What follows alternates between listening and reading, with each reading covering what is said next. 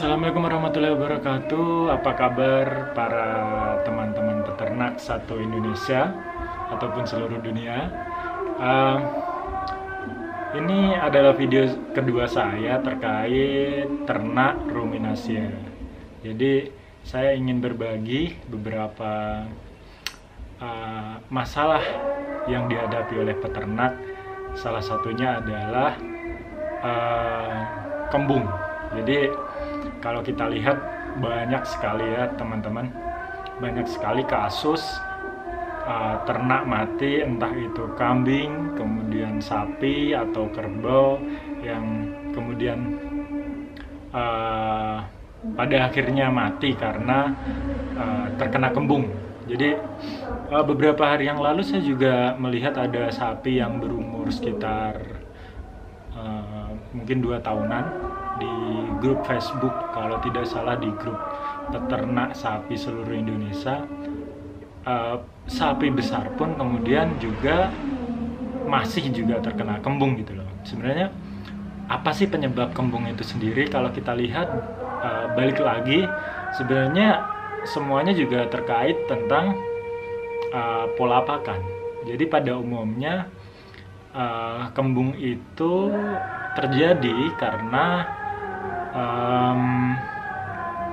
proses pakan berlebih, khususnya untuk jenis pakan yang mengandung biji-bijian atau jenis pakanan yang itu mengandung starch, atau starch itu mengandung tepung. Kenapa? Karena proses fermentasinya untuk jenis pakanan tersebut berlangsung sangat cepat di rumen, berbeda dengan kemudian seperti rumput atau hijauan yang ketika rumput itu dimakan oleh ternak kemudian diproses di rumen, itu proses fermentasinya berlangsung cukup lama.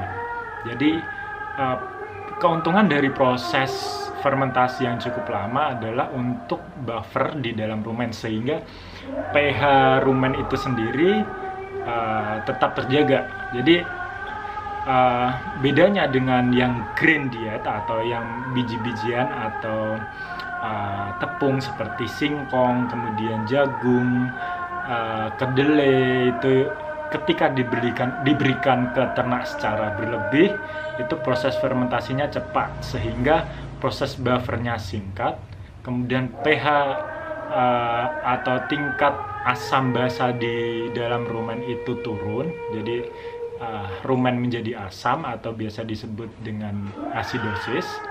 Nah, dengan asidosis itu akhirnya ada bakteri yang memproduksi asid, itu semakin memperburuk kondisi rumen. Akibatnya apa? Proses penyerapan nutrisi dalam makanan itu pun terganggu, artinya tidak maksimal. Nah, selain itu proses dengan adanya bakteri yang memproduksi asid berlebih itu juga akan menyebabkan yang namanya bloated atau kita sebutnya adalah kembung gitu. Nah, sekarang kita coba bahas untuk ke kembung itu sendiri ya. Jadi kembung itu sendiri ada 4 scores. Jadi ada scores yang pertama itu adalah skor 0, artinya itu aman. Ketika terjadi produksi gas, itu skor 0 itu aman. Kemudian skor 1 itu kita bisa lihat dengan ciri-ciri lambung, perut sebelah kiri dari hewan ternak tersebut lebih besar atau dalam kondisi tidak normal. Jadi sebelah kiri ternak gitu. Ketika ini ternak menghadap ke sana, artinya sebelah kiri sebelah sini. Nah, bagaimana mengamatinya adalah skor 1 ketika sebelah kanan biasanya itu normal, namun sebelah kiri itu ada masih agak sedikit kembung. Itu skor 1. Kemudian skor 2.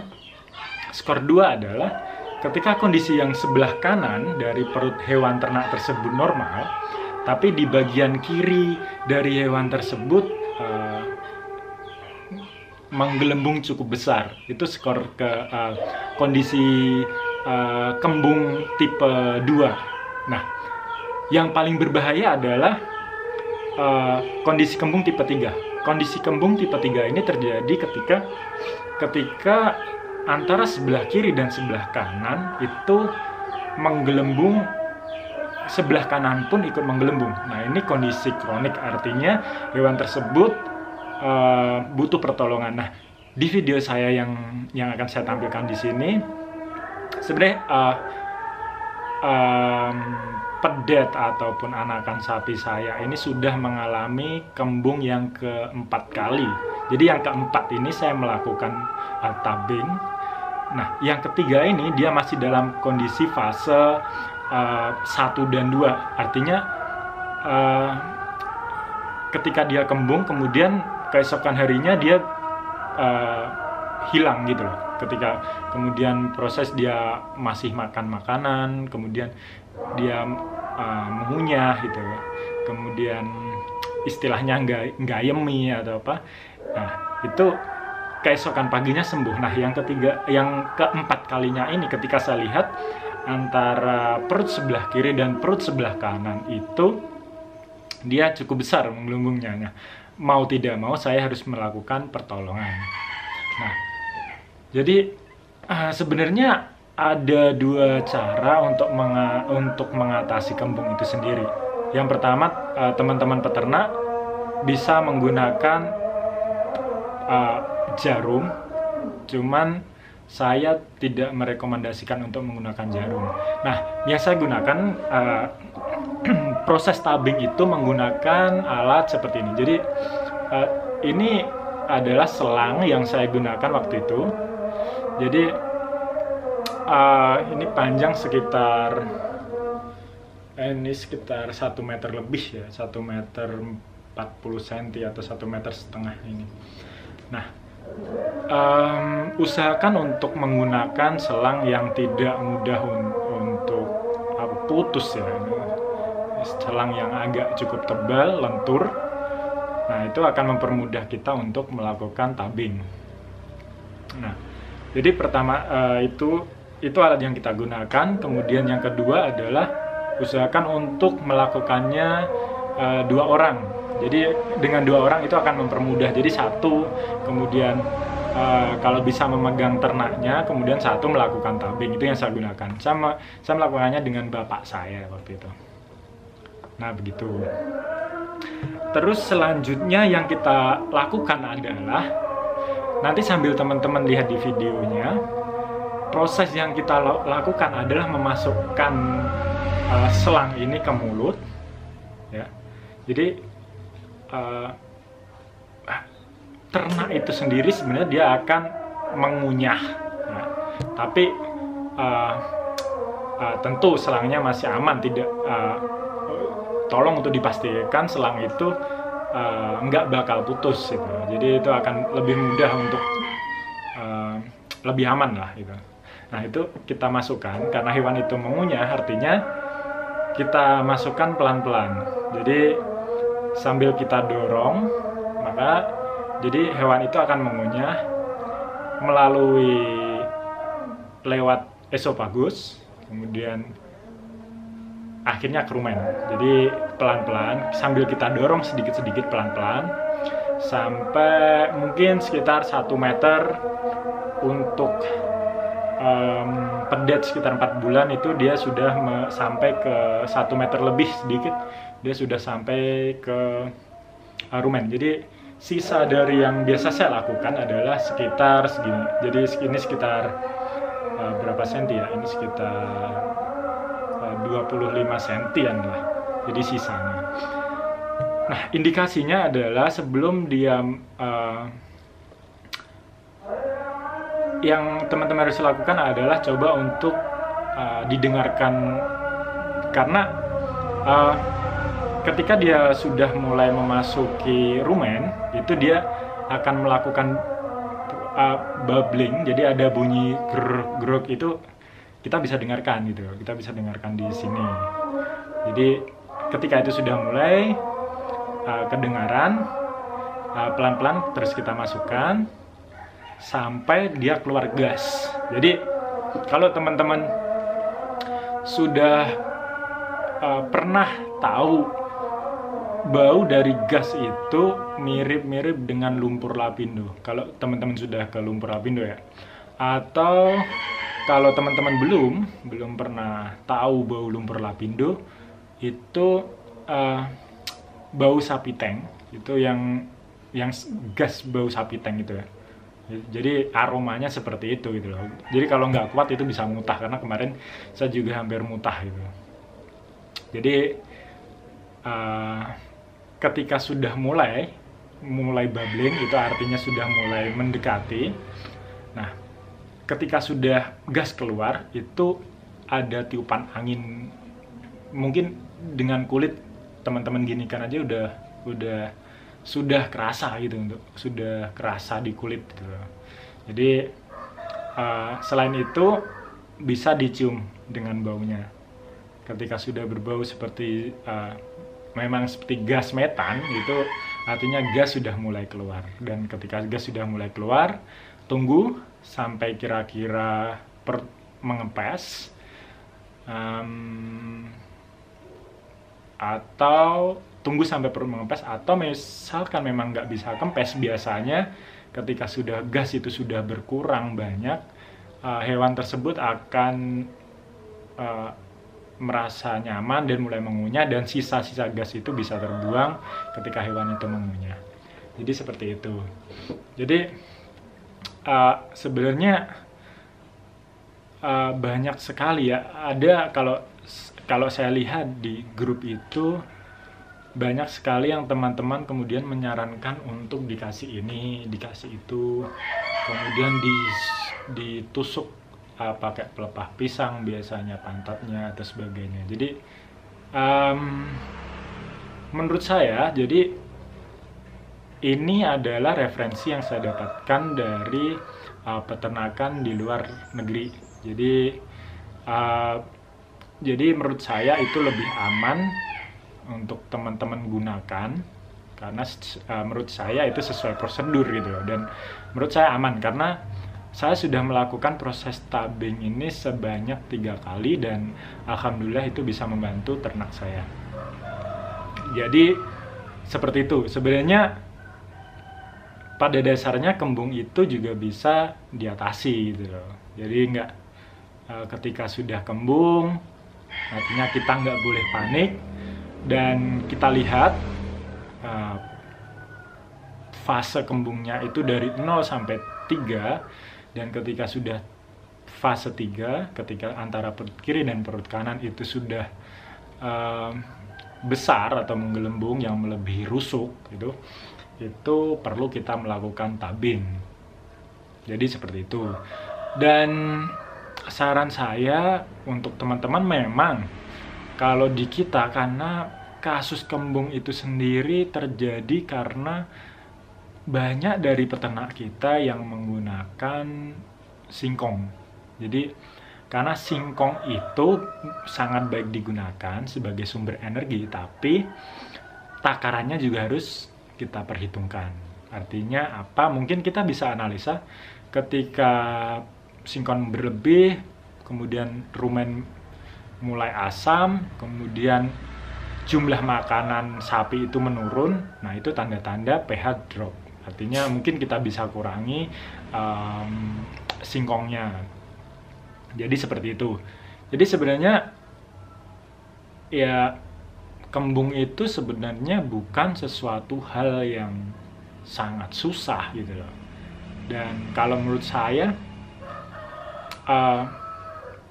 proses pengeluaran gas yang saya ketahui yaitu dengan menggunakan tabing seperti ini, atau biasanya dengan cara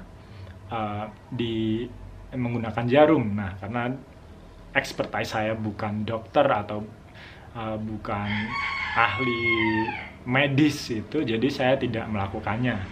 Jadi saya melakukannya menggunakan tabing ini karena saya merasa lebih aman.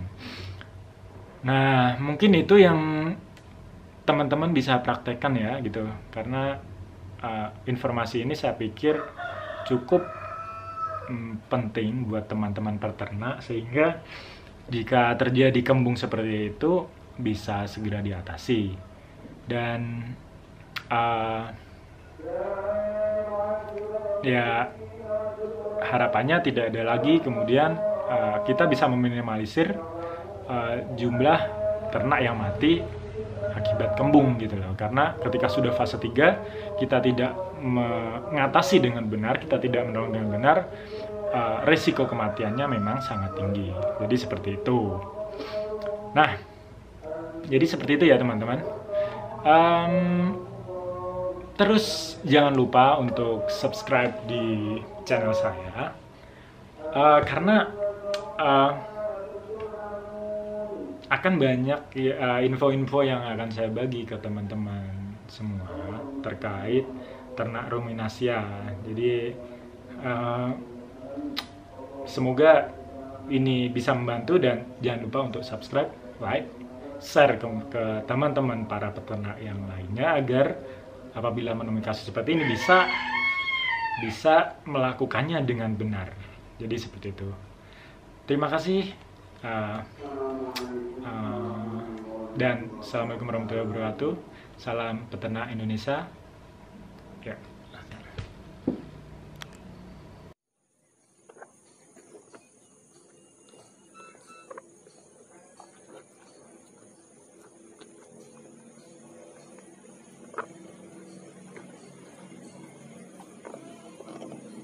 Bisa mambu? Bisa.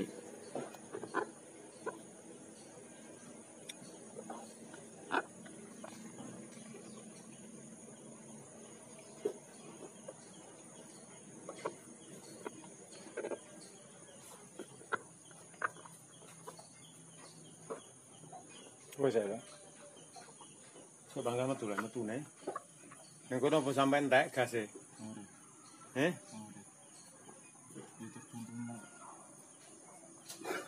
Wes ketane ndelok anune wetenge. Terus metu banter to ya saiki.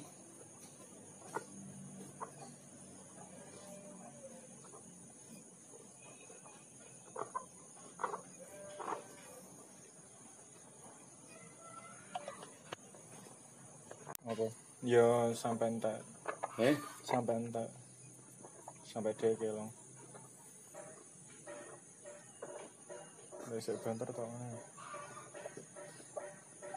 Terus rantane nang dia. Bisa metu.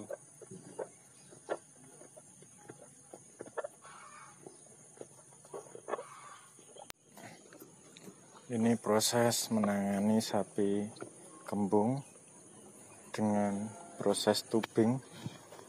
Sudah mulai kempes.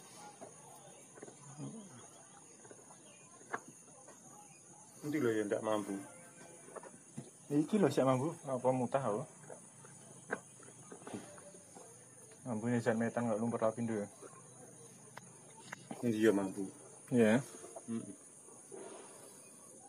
Pirang menit ning kono.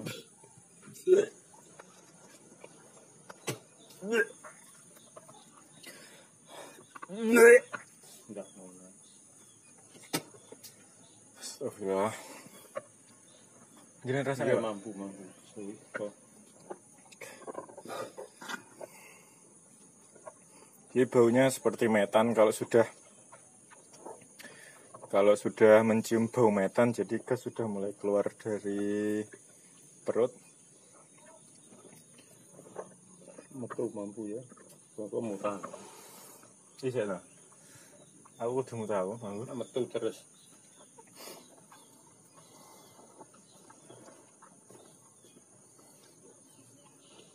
Asis to ya. Iya, ini metu kan gasnya. Serangnya itu paman. Ya Allah, ampun. Bisa betul, Pak? Betul.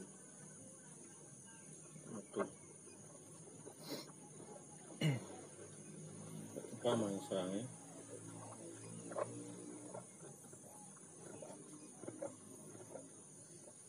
Saya asis terus kok. Wes, tak metu deh. Saya asis terus. Wes piye? Wes. Mesti metu terus kok. Diantar malah. Ben didongak.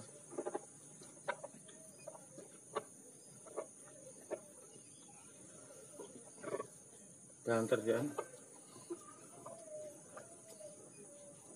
Udung kempes kan tak? Iki guys kempes to. Hmm? Terus mulai kempes to. Iya kempes tapi kan udung.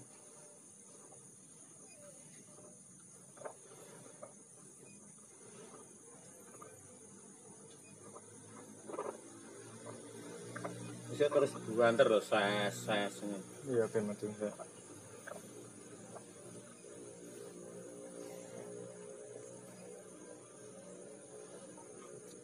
Moto terus gas ya. Metu ya, mandek kan modelnya. Iya.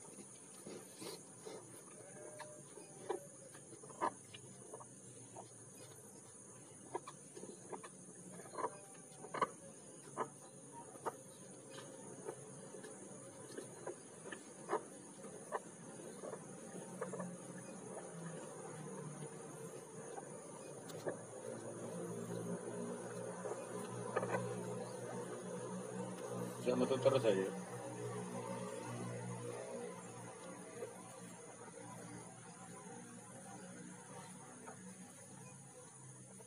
Bisa nemen, bisa metu.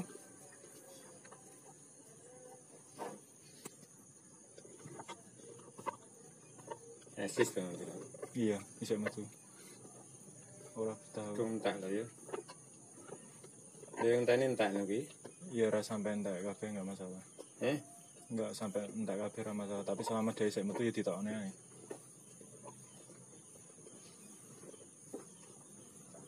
Bisa banter. Bisa banter. Bukan tuh nih, mau ngantek metenteng ora karuan. Temen wis kempes temen. Lah setangan gue ndak ngiwo.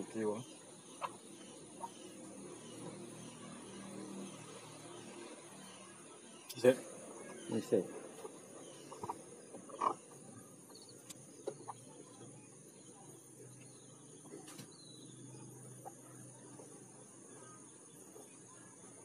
Coba kalau metu ya.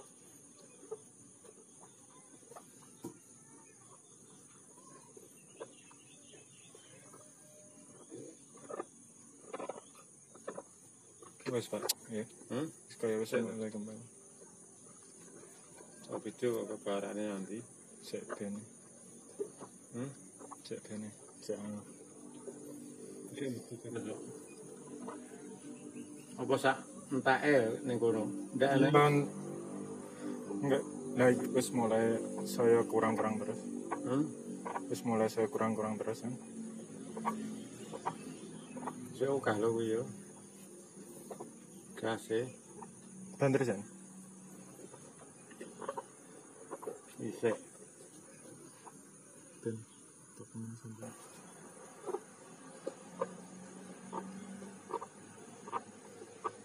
Ki apa ora oleh diombe niki? Ojo. Ojo.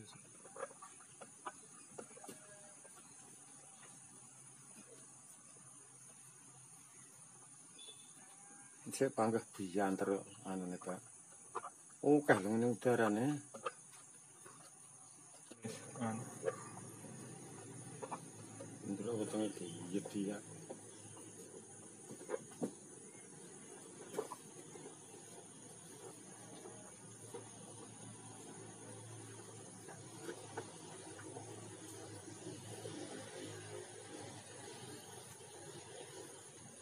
Bisa metu? Metu. Banter ya parah nang kuping mono. Bisa lah. Yang gue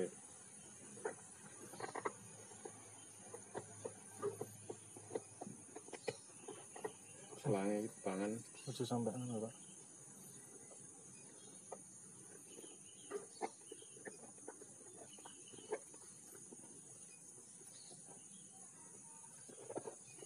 Cuma itu banter. Cuma itu banter. Bisa.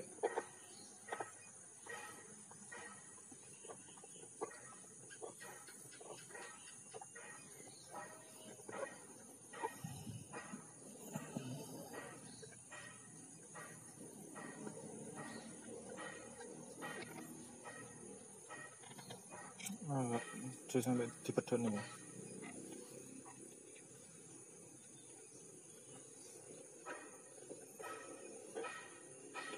Jek.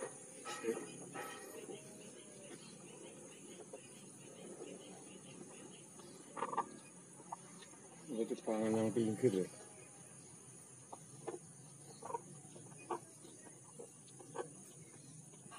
Iya terus ya.